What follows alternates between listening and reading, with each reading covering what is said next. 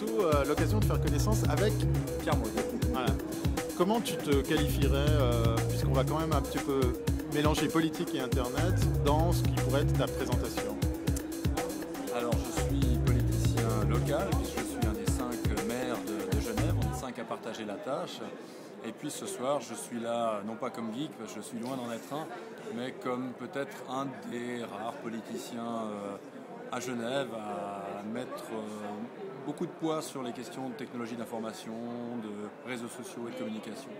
Alors on a presque envie de croire que parce que tu es jeune, parce que tu es actif dans la politique, c'est un peu normal que tu t'intéresses aux nouvelles technologies. Est-ce que c'est un fait établi ou au contraire ça pourrait être le cas pour d'autres collègues? Je pense que le fait d'être jeune indique peut-être une prédisposition. Je suis entouré de gens dans ma génération, j'ai 32 ans, qui s'intéressent aux technologies de l'information, aux nouveaux médias.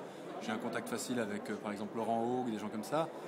Maintenant, le fait d'être jeune, c'est pas un label de qualité en matière de technologie de l'information. Il y a beaucoup de jeunes qui sont vieux avant d'avoir été jeunes dans le domaine, et je prétends que j'ai beaucoup à apprendre. Je suis en tout cas sensible à l'idée des réseaux sociaux, à l'idée du contact et du véhicule que peuvent produire les réseaux sociaux.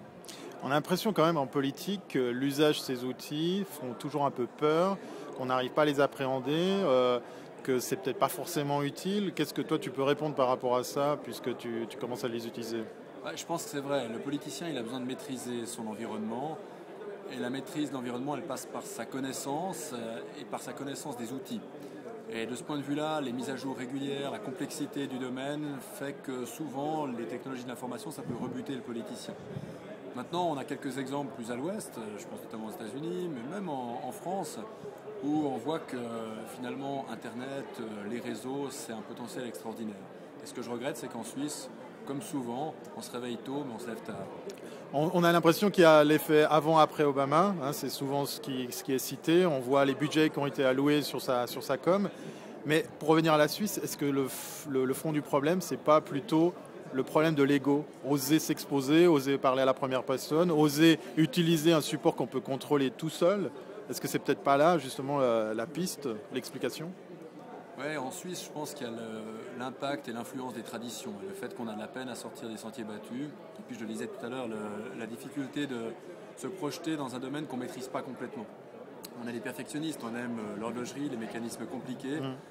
Et on a souvent le feeling et le flair pour détecter, c'est quand même ici à Genève que s'est créé le web, détecter ce qui pourrait représenter un grand succès à l'avenir, mais on n'a pas l'intelligence de le développer ensuite. Et c'est ce que je regrette. Et de ce point de vue-là, moi je suis très content d'accueillir Lift, de faire en sorte qu'il se développe, que cette conférence se développe à Genève.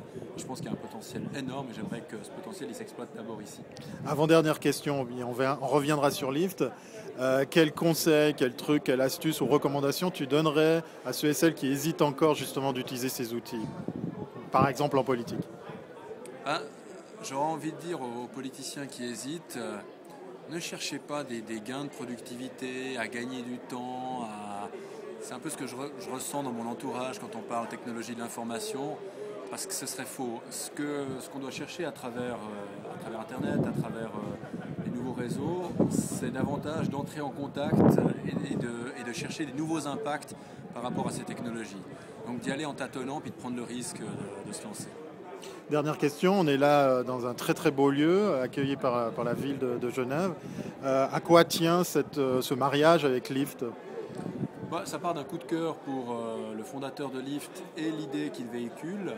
Et puis, sans doute, la préoccupation d'autorités municipales quant au fait qu'aujourd'hui, on ne s'interroge pas assez, en Europe en particulier, sur l'impact économique, social, culturel, urbanistique de toutes ces technologies nouvelles qui arrivent. Et on a besoin de s'interroger là-dessus, on a besoin de plateformes d'échange, de discussion. Et je pense que c'est intelligent d'investir de l'argent public aujourd'hui, pas dans des sommes extraordinaires d'ailleurs, mais pour des débats, pour des échanges, pour finalement anticiper un peu ce qui nous attend. Merci beaucoup et puis on va te dire à bientôt si c'est pas avant. En tout cas online, peut-être une URL pour terminer. www.pierremaudet.ch. Tout simplement. Salut. À bientôt.